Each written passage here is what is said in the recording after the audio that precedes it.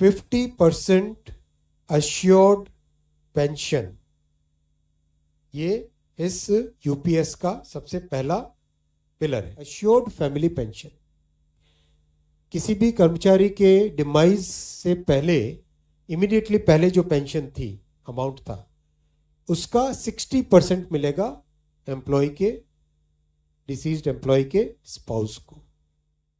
मोदी सरकार ने हरियाणा, जम्मू कश्मीर, महाराष्ट्र विधानसभा चुनाव से पहले सरकारी कर्मचारियों के लिए यूनिफाइड पेंशन स्कीम का ऐलान कर दिया है। नई पेंशन स्कीम करीब करीब ओल्ड पेंशन स्कीम जैसी ही है। इसमें पुरानी पेंशन स्कीम की तरह सुनिश्चित पेंशन का प्रावधान किया गया है। इसके अलावा फैमिली पेंशन और न्यूनतम पेंशन में महंगाई भत्ते को भी शामिल कर लिया गया है। बस अंतर इतना है कि पुरानी पेंशन स्कीम में कर्मचारियों को कंट्रीब्यूशन नहीं करना पड़ता था, लेकिन यूपीएस में न्यू पेंशन स्कीम की तरह 10% कंट्रीब्यूशन करना पड़ेगा। राहत की बात यह है कि कर्मचारियों को सुनिश्चित पेंशन मिले, इसके लिए सरकार ने अपने कंट्रीब्यूशन 14% को बढ़ाकर 18.5% कर दिया है, यानी कर्मचारियों पर कोई बोझ नहीं पड़ेगा। नई स्कीम 1 अप्रैल 2025 से लागू होगी। तो अब सवाल उठता है कि यूपीएस, एनपीएस, ओपीएस में अंतर क्या है और नई यूनिफाइड पेंशन स्कीम यानी यूपीएस का फायदा किसे और कैसे मिलेगा। यूनिफाइड पेंशन स्कीम का सबसे बड़ा फायदा यह है कि सरकारी कर्मचारी अब रिटायरमेंट के समय एक गारंटेड पेंशन के हकदार होंगे, यानी रिटायरमेंट के समय कर्मचारी को मिली अंतिम 12 महीने की औसत सैलरी का 50% हिस्सा पेंशन के रूप में मिलेगा। हालांकि यह मूल वेतन का 50% ही रहेगा। यानी किसी कर्मचारी का औसत मूल वेतन रिटायरमेंट के समय अगर 50,000 रुपये है तो उसे 25,000 रुपये पेंशन मिलना तय है, और उस पर डीआर भी मिलेगा, यानी डियरनेस रिलीफ भी मिलेगा। लेकिन 50% अश्योर्ड पेंशन पाने के लिए न्यूनतम सेवा अवधि 25 वर्ष होनी जरूरी है। वहीं अगर कोई कर्मचारी न्यूनतम 10 वर्ष की सेवा पर रिटायर हो रहा है तो उसे 10,000 रुपये प्रति माह की न्यूनतम पेंशन की गारंटी मिलेगी। लेकिन अगर कोई कर्मचारी 10 साल से ज़्यादा नौकरी करने के बाद रिटायर हो रहा है, लेकिन सेवा की अवधि 25 साल से कम है, तो उसकी पेंशन 50% से कम बनेगी, जो कि उसके कंट्रीब्यूशन के आधार पर तय होगी।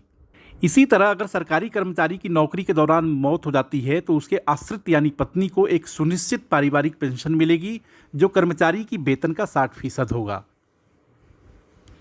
इसके अलावा यूनिफाइड पेंशन स्कीम में महंगाई भत्ते का भी लाभ मिलेगा, जो all India consumer price index for industrial workers पर आधारित होगा।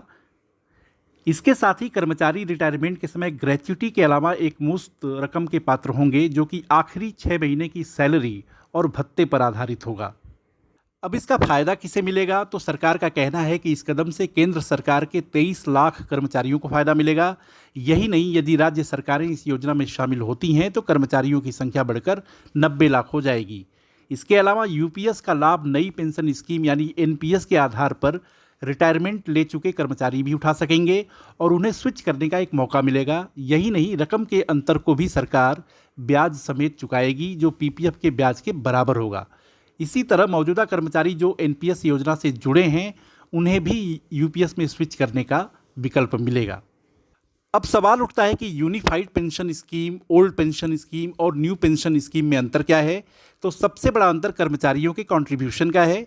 यूनिफाइड पेंशन स्कीम किसी भी सरकार के लिए बोझ नहीं बनेगी, क्योंकि इसमें कर्मचारियों को 10% कंट्रीब्यूशन करना होगा, जबकि सरकार ने अपने कंट्रीब्यूशन अमाउंट को 14% से बढ़ाकर 18.5% कर दिया है। इसकी वजह से पेंशन के लिए फंड बनता रहेगा। इस आधार पर पहले साल एरियर के रूप में 800 करोड़ रुपए और यूपीएस के रूप में 6,250 करोड़ रुपए खर्च करने होंगे, जबकि ओल्ड पेंशन स्कीम में ऐसा नहीं था और इसी वजह से वह सरकारों के लिए बोझ बन गई थी, जिसे देखते हुए साल 2004 में अटल बिहारी वाजपेयी के अगुवाई वाली सरकार एनपीएस लेकर के आई थी। लेकिन एनपीएस में सरकारी कर्मचारियों को सुनिश्चित पेंशन की गारंटी नहीं मिलती थी, साथ ही फैमिली पेंशन की व्यवस्था सीधे तौर पर नहीं थी। वह एन्युटी आधारित थी और उसमें यूपीएस 60% पेंशन की गारंटी नहीं थी। इसी तरह रिटायरमेंट के बाद एक मुफ्त भुगतान की सुविधा को भी खत्म कर दिया गया था। तो कुल मिलाकर मोदी सरकार ने 20 साल बाद एनपीएस की विदाई कर दी है और अगर देखा जाए तो ओपीएस के 80 से 90% प्रावधानों को लागू कर दिया गया है और उससे ओपीएस के जिन्न को बोतल में बंद कर दिया है, जिसका असर वह बड़े राजनीतिक फायदे के रूप में देख सकती है। अगर वीडियो पसंद आया हो तो लाइक, सब्सक्राइब और शेयर करें, साथ ही कमेंट भी जरूर करें।